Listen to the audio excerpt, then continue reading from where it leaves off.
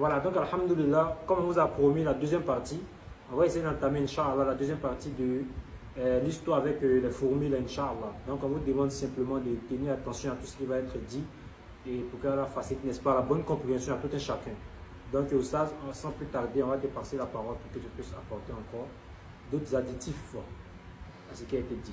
اللهم صل على محمد وعلى آل محمد كما صليت على إبراهيم وعلى آل إبراهيم إنك حميد مجيد وبارك على محمد وعلى آل محمد كما باركت على إبراهيم وعلى آل إبراهيم إنك حميد مجيد. Toutes les louanges sont à Allah qui est l'intemporel-spatial qui a fait venir les prophètes à leur peuple respectif en fonction de leur aptitude et de leur attitude, comme le dit Maître Meïté Mahmoud. Leur attitude, leur comportement, leur aptitude, leur capacité de comprendre et de concevoir les choses. Donc, parlant de capacité de comprendre et de concevoir les choses, nous avons le Dernier Testament, l'Ancien Testament, le Nouveau Testament et le Dernier Testament. Donc, le Dernier Testament a une rhétorique très élevée. Il parle du Coran.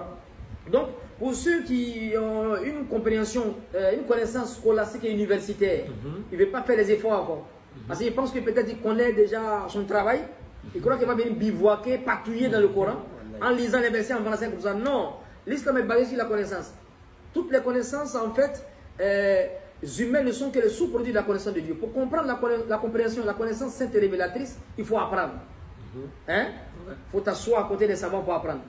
Qu'Allah donne la compréhension. Donc, la sourate Namlatoun, au verset 18, nous faut. J'ai parlé de la trophalaxie.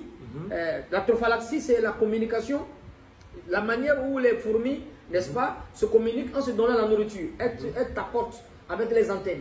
J'ai bien dit la trophalaxie, pour ne pas confondre avec une erreur en disant la trophalaxie. La trophalaxie. Donc, la fourmi, elle communique de plusieurs manières. Donc, le Coran fait sortir ici une communication des fourmis. Depuis 1400 ans, personne ne connaissait. Donc, en plus de la trophalaxie, il y a la communication avec le son. Il y a la communication aussi avec, comme j'ai dit, les antennes avec les pattes et bien les antennes. Et après, la communication avec les phéromones, avec les odeurs qu'elles déposent. Mais la plus officielle, c'est le fait que les fourmis vont taper leurs cornes, ou bien les pattes, ou bien les antennes à terre. Automatiquement, ça va faire une vibration. Et quelle que soit la distance des fourmis dans les fourmilières, les pattes vont ressentir le message. Ça, c'est quand il y a un danger. Ça, c'est une alerte. C'est cette information que le Coran fait ressortir ici. Vous pensez que Dieu n'a rien à faire pour laisser les 100 et quelques prophètes, 124 000 prophètes, après venir parler d'une fourmi, autant du prophète Salomon, c'est qu'il y a quelque chose.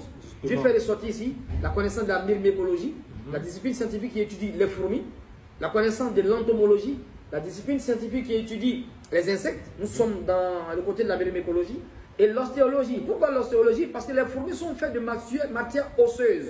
Relis encore le verset. De peur que Suleiman, Surah 17 à partir du verset 18. Quand il arrivait à la vallée des fourmis, une fourmi dit: ô fourmis, entrez dans vos demeures, de peur que Salomon et ses armées ne vous écrasent ou ne vous brisent sous leurs pieds, sans s'en rendre compte. Voilà. Pourquoi la fourmi parle d'écraser? D'autres versions, c'est briser. La yahtimannakum. Le sens arabe ici montre que les fourmis sont faites de matière osseuse. Ça nous ramène à l'ostéologie. Elles sont faites de matière osseuse et les fourmis sont transparentes comme le verre. Et de la même manière, quand tu casses un verre, le bruit qui émet, c'est le même bruit quand tu marches sur une fourmi. Au fait, tu les brises. Tu les écrases, tu les brises et il y a un bruit en miniature comme de la manière que tu casses le verre. Donc le sens ici, le mot c'est yahtimannakum. De peur que Suleiman nous brise. De peur que Suleiman nous casse, mais nous brise. Et cette information montre que les fourmis ont une création atypique. Elles sont faites de matière osseuse, mais transparente. Si ce n'est pas le Coran, quel livre au monde qui va nous donner des lois, n'est-ce pas, divines, des signes qui va faire ressortir en fait une information sur les fourmis. Donc le Coran fait ressortir ici la communication chez les fourmis. Ça c'est un petit défi à ceux qui pensent qu'ils vont trouver des erreurs dans le Coran. C'est pour dire qu'il y a des choses qu'ils n'ont pas convues. Il faut leur dire bonne arrivée au fait.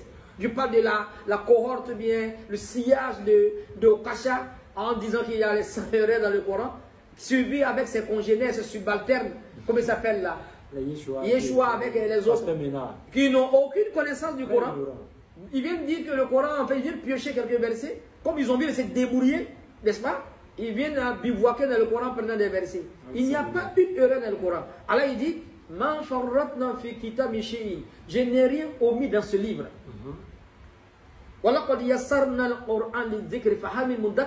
Nous avons facilité le Coran pour la méditation. Y a-t-il quelqu'un pour méditer? Donc là, il parle de l'intelligence dans le Coran. Des gens qui sont intelligents. De la création des cieux et de la terre. Dans le mouvement de la nuit et du jour, il y a les signes pour les doués d'intelligence. Ce n'est pas pour ceux qui ont une connaissance scolastique universitaire et puis sont robotisés, trop choqués. Non, ce sont pour les gens qui méditent.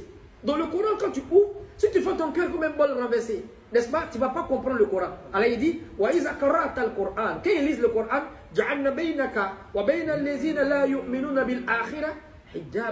ce verset encore, les gens ils ont fait chasser croiser. Le Coran est venu pour la guider. Pourquoi le verset là, il dit, quand ils lisent le Coran, Mohamed, on met un voile invisible en ceux qui ne croient pas au jour dernier. Hein? Allah il dit dans le Coran que j'ai fait descendre le Coran, pourquoi? Une guidée.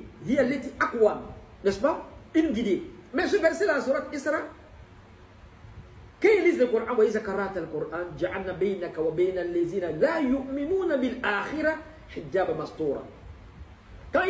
ils vont s'attarder à lire le Coran avec une mauvaise intention, avec un cœur, un bol renversé, n'est-ce pas? Ils vont piocher dans le Coran, ils vont bivouaquer dans le Coran. Allah il dit on va mettre un voile invisible. C'est-à-dire ceux qui vont prendre le Coran, comme les groupes là, avec une mauvaise intention. Donc ils vont ouvrir. Allah met un voile, ils ne vont pas voir. Parce qu'en fait, l'intention n'est pas de chercher le Coran. L'intention n'est pas de s'assagir, de s'édifier. L'intention, c'est de trouver des erreurs. Donc, comme dans sa tête, là, il y a les erreurs, il faut trouver une erreur dans le Coran. Donc, Allah va les disperser, au fait. C'est ça le verset qui a été parlé. Quand ils lisent le Coran, on met un voile en ceux qui ne croient pas. Le fait qu'ils ne croient pas, dès qu'il ouvre le Coran, il ne comprend pas le système. Est-ce que tu vois? Il va fabriquer un copier-coller, donner là-bas, alors qu'il ne passe même pas du Coran. Même la version francisée, s'ils n'ont pas compris, c'est la version arabe qu'ils vont comprendre. Donc le Coran fait ressortir ici l'entomologie, le Coran fait ressortir ici la myrmécologie, le Coran fait ressortir ici l'ostéologie. Et la communication, l'une des dernières communications des fourmis, après la trophalaxie, après les phéromones qu'ils déposent, après la sonorisation. Ça veut dire que quand les fourmis vont dire que, oh vous les fourmis, ce n'est pas de façon acoustique, ce n'est pas de façon audible, les fourmis communiquent. Et comment Suleiman a eu le réseau pour comprendre, c'est les réseaux en fait, comment il y a eu cette information pour comprendre la communication des fourmis. Et ce qu'il a commencé à sourire, il a compris le code, la communication, il n'y a même pas de bruit, il a commencé à sourire, parce qu'il était informé, il était dans le même réseau, il connaissait la communication des fourmis. Qu'Allah donne la compréhension. Amin. Ah, vraiment, merci beaucoup, Saz.